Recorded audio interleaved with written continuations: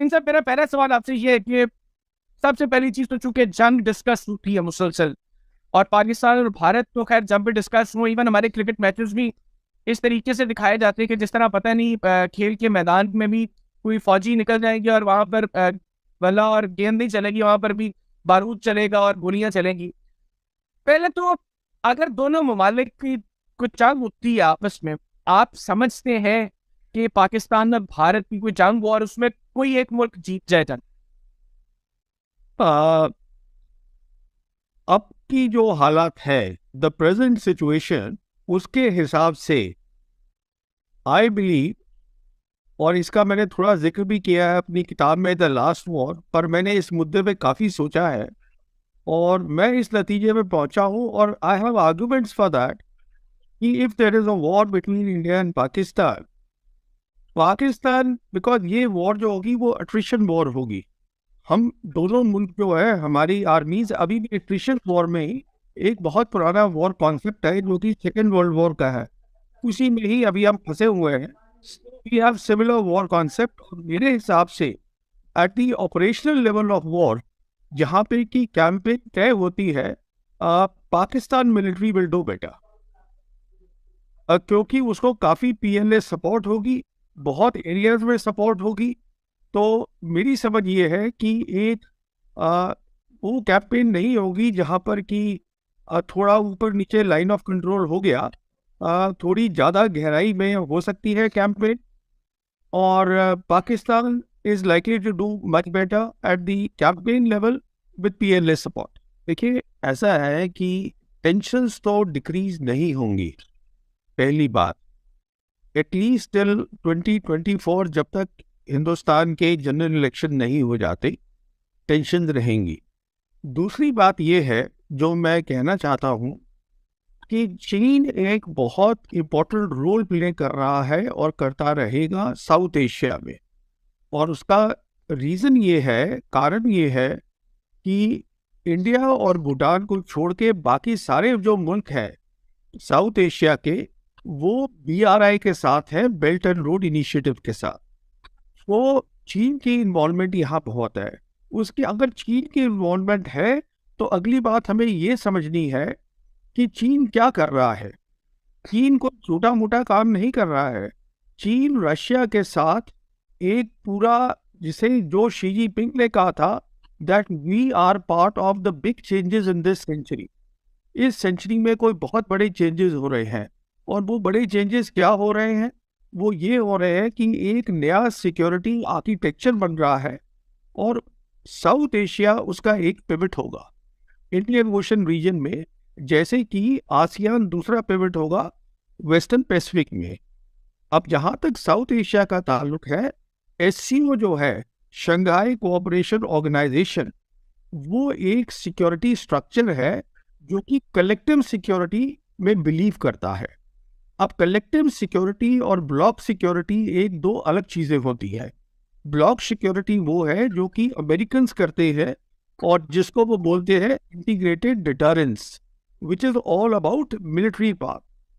जो चाइना और जो रशिया कर रहे हैं दोनों मिलके, कहने का मतलब ये है कि चाइना चाहता है कि शांति रहे, चाइना चाहता है इंडिया के साथ अच्छे रिलेशन हो, चाइना चाहता है पाकिस्तान और इंडिया के रिलेशन अच्छे हों।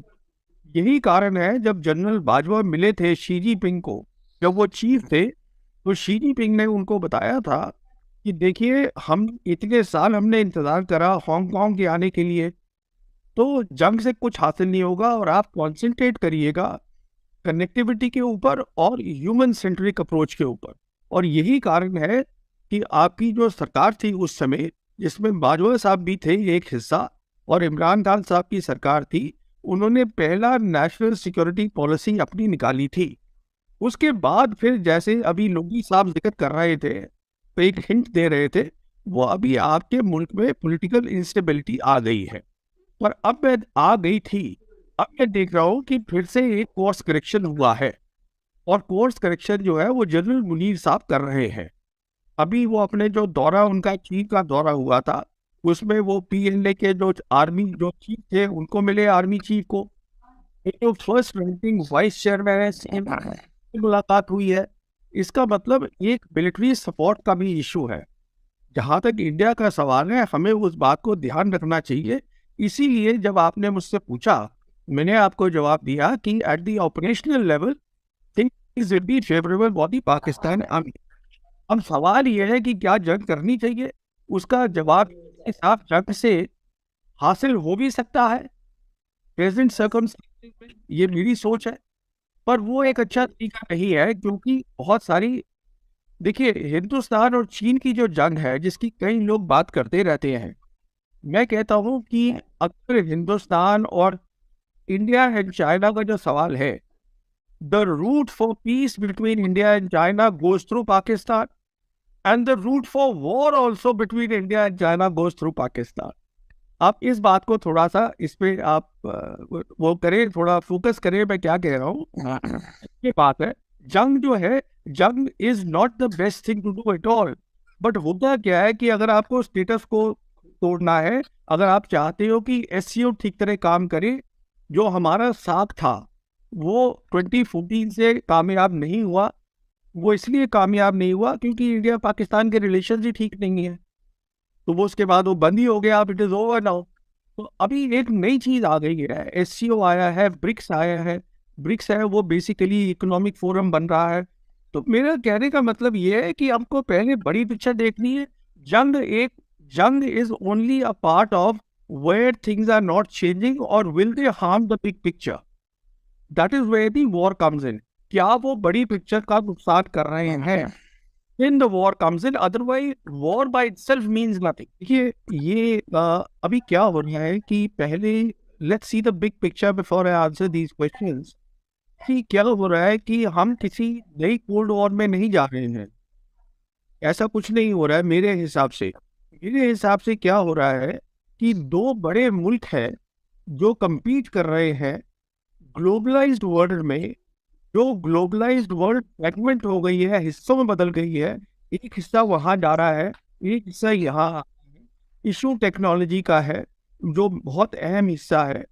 अगर प्रॉस्पेरिटी होगी, इसका मतलब दो अलग टेक्निकल स्ट्रीम्स बनेंगी। मैं बात कर रहा हूँ अगले 5, 6 साल, 10 साल में होने वाला है। उसमें क्या होता है कि आपको तय करना है, मिसाल के तौर पर पाकिस्तान जैसे है, पाकिस्तान के पास सीपीईसी है, तो वो तय करना है कि क्योंकि और कॉरिडोर बन रहे हैं, बहुत सारे कॉरिडोर बन रहे हैं after this peace between Iran and Saudi Arabia, बन रहे हैं, बहुत पैसा वहाँ लग रहा है, लैंड कॉरिडोर। तो हम वहाँ कहाँ आते हैं? तो कहने का मतलब ये है कि आपकी पार्टनरशिप तो चाइना के साथ है, अब वो और स्ट्रेंथन हो जाएगी, हो जानी चाहिए। ये मैं कह रहा हूँ, अगर आपको प्रॉस्पेरिटी भी चाहिए है, लंबा वो है, तो उसको तो ये कहना कि हम उनकी लड़ाई में नहीं पड़ेंगे या पड़ेंगे, लड़ाई तो वो भी नहीं कर रहे हैं। जहाँ तक चीन का ताल्लुक है, ये पहली बार है, ये हम पूरी मिलिट्री हिस्ट्री में देखेंगे जहाँ वो एक बड़ी ताकत बनना चाहते हैं और बनेंगे on the basis of BRI, which is economic prosperity. वो क्या कह रहे हैं? BRI जो है, that is about common prosperity and collective security, ये है उनका। So it is not about military power जो कि अमेरिकन कह रहे हैं। पर ये है कि अगर हमको 5G चाहिए, तो मतलब हम जो 4th इंडस्ट्रियल रेवोल्यूशन है उसका हिस्सा बनना चाहते हैं, तो डिजिटल चाहिए, तो हमें किसी एक जो ब्लॉक्स है, block is a wrong word, but जो एक बड़ी ताकत है जो कि स्टैंडर्ड सेट कर रही है, वो हमको उनके साथ चलना पड़ेगा। I am just trying to simplify the whole thing.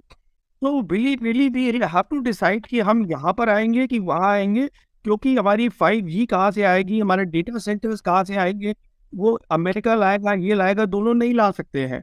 हमारा जो इंडस्ट्रियल इंटरनेट है वो वहाँ से आएगा, यहाँ से आएगा, दोनों नहीं ला सकते हैं।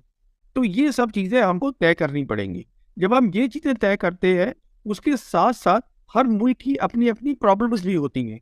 मिसाल के तौर पे जैसे अजरबैजान, आर्मीनिया है, अब इनकी दोनों की बहुत पुरानी जो है लड़ाई चल रही है, पर अब दोनों ने मेंबरशिप के लिए अप्लाई कर दिया है एससीओ की।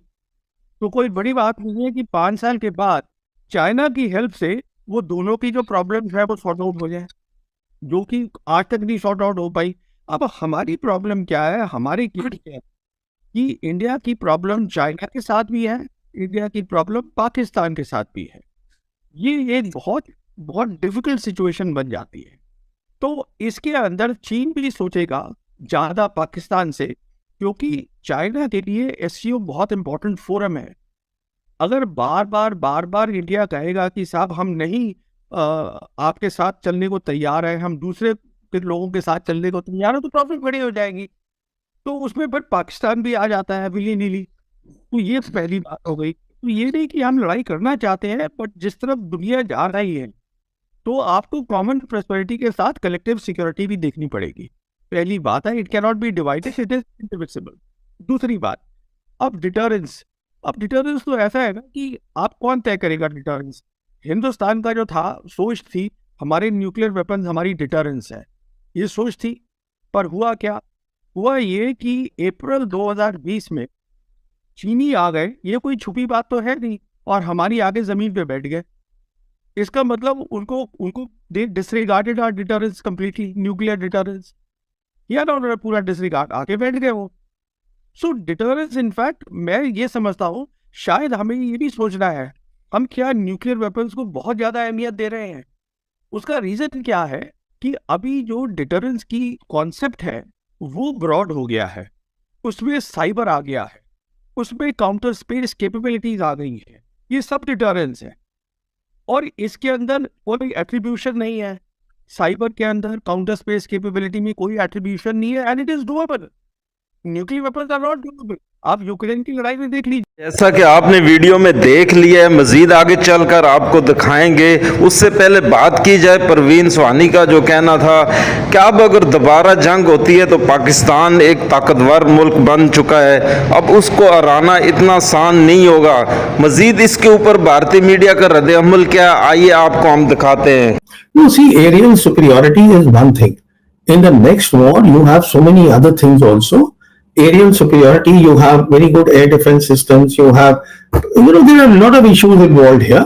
So China today, as I said, is at the cutting edge of modern war. China has given a commitment to Pakistan. China will walk the talk.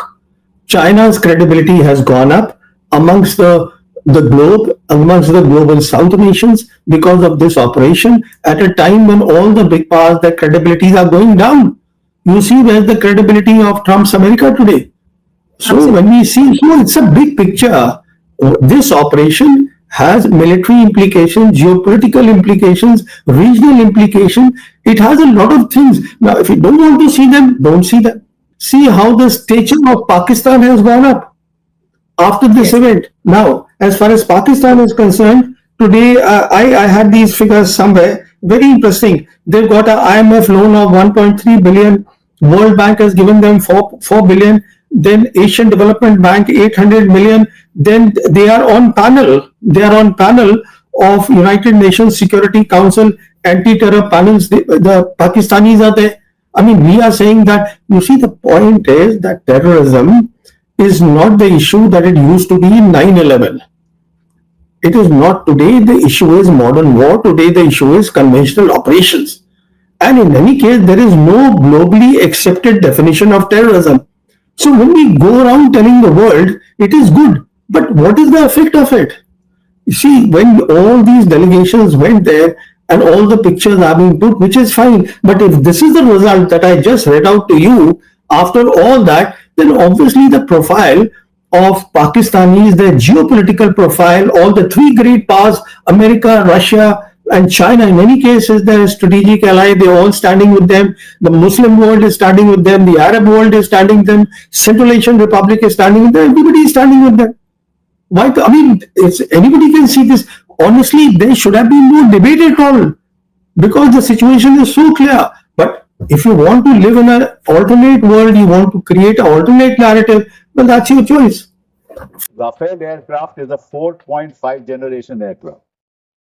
The fact is that China is now going to launch a 6th generation aircraft just now in 2025. तो अब आप मुझे नहीं, आपका समय समाप्त हो गया। I'm giving you 2 minutes. Please complete in 2 minutes. HAL ने LCA एयरक्राफ्ट का गठन सोचा था 1984 में। 2001 में अभी तक जहाज तक बना नहीं, और 2025 हो गए, एक जहाज नहीं आज तक बना। कि पाकिस्तान के पास, हमारे पास तो ये 31 स्क्वाड्रन फेजिंग आउट के बाद 29 रह जाए, और पाकिस्तान आज के दिन उनके पास 25 स्क्वाड्रन। हमारे पास इतना साधन नहीं है कि हम पाकिस्तान को ध्वस्त हो। एक बार भी हमसे यह नहीं पूछा कि हमारी सेनाओं ने दुश्मन के कितने विमान मार गिराए।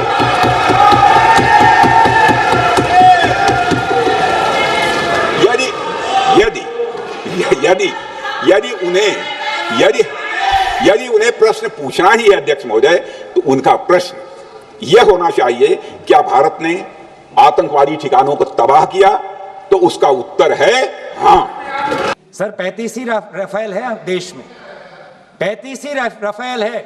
अगर उनमें से कुछ गिरे भी तो देखिए सर, मुझे तो लगता है कि बहुत बड़ी क्षति हुई। 35 राफेल, अगर कुछ उनमें से भी अगर कुछ गिरे तो मुझे लगता है कि जरूरी है, क्योंकि आपको लगता है कि 35 राफेल काफी है, तो अगर कुछ गिरे तो वो भी जरूरी है। और उन्होंने उसके बाद ये कहा कि ये बात अच्छी है कि हमने अपनी गलतियों को समझा, उसको सुधरा, और 2 दिन बाद हमने अपने जेट को उड़ाए और दूर से हमने आक्रमण किया। सर ये मैं थोड़ी जानकारी चाहूंगा। हमारे पास जो हमें संदेश मिलता है कि दुनिया के सबसे बढ़िया और बेहतरीन लड़ाकू जहाज हमारे पास है, सबसे बेहतरीन पायलट हमारे पास है, तो सीडीएस को ऐसा क्या कहना पड़ा, ऐसा क्या परिस्थितियां हैं कि हमारे पायलट हमारे लड़ाकू जहाज क्लोज रेंज में नहीं जा सकते, उनको दूर से ही फायर करना पड़ता।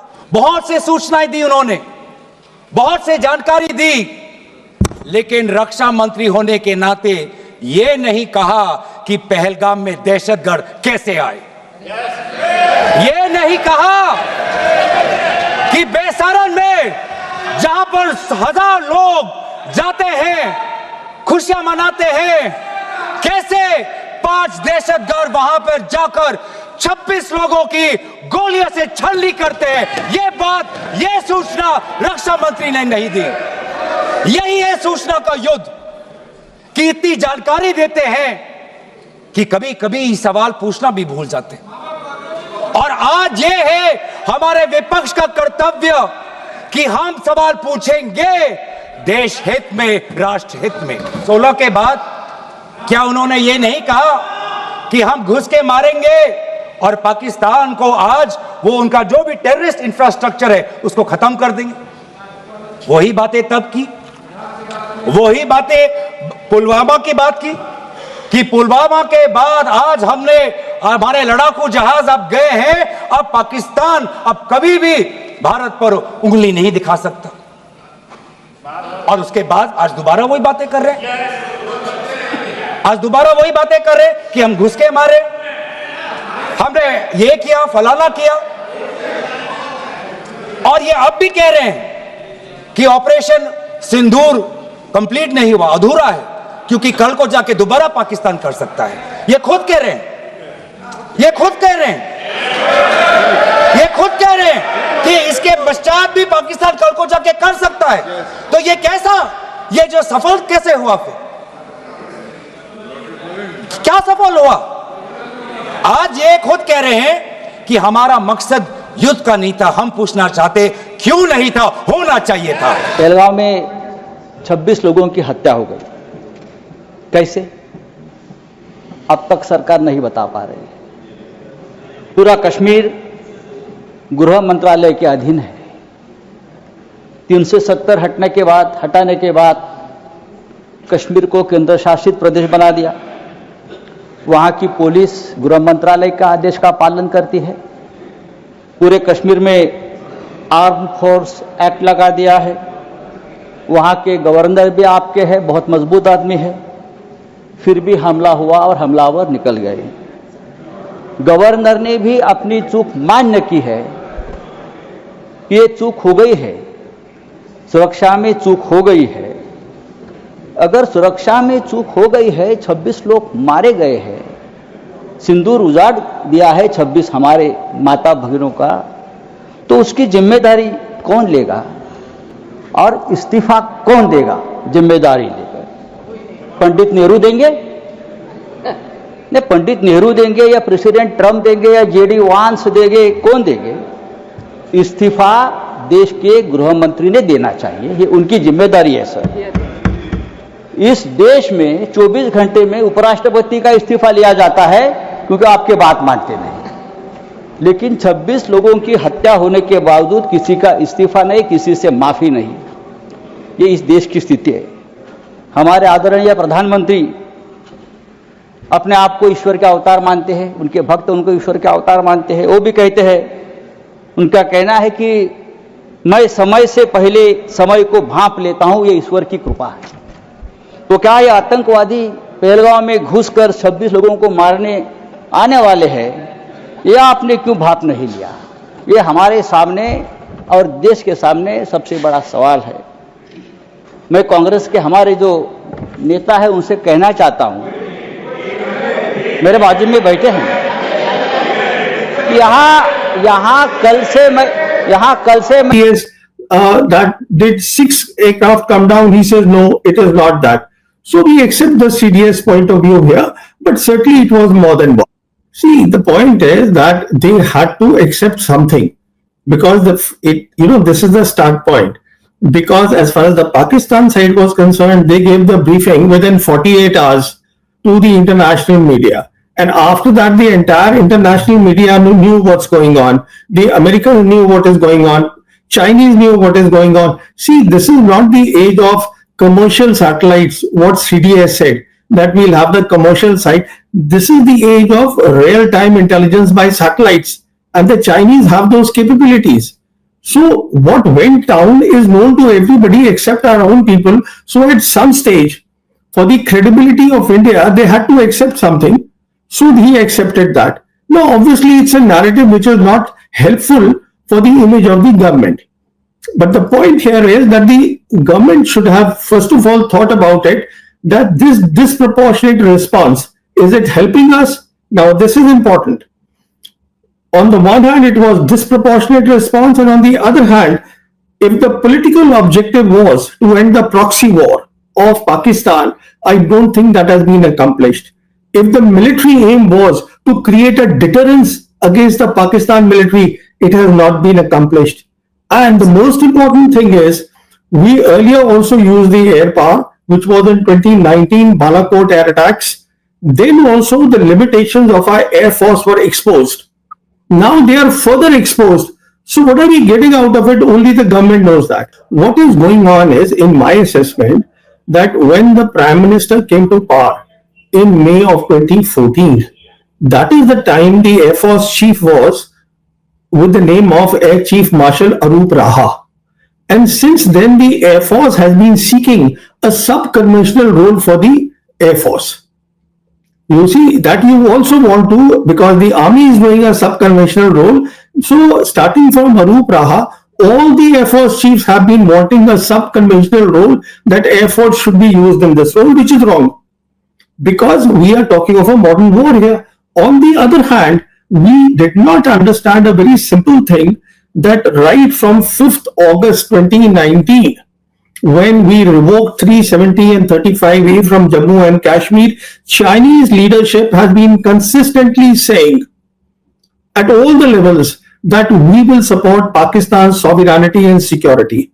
What that means is that the two militaries, the PLA and the Pakistan military, had actually started intensive exercises, which is joint exercises against a very clear enemy. So what is going on is that we did not understand all that. We wanted a role at the lower end. Now, all these things, when you want to fight a modern war, it is not about only weapon systems.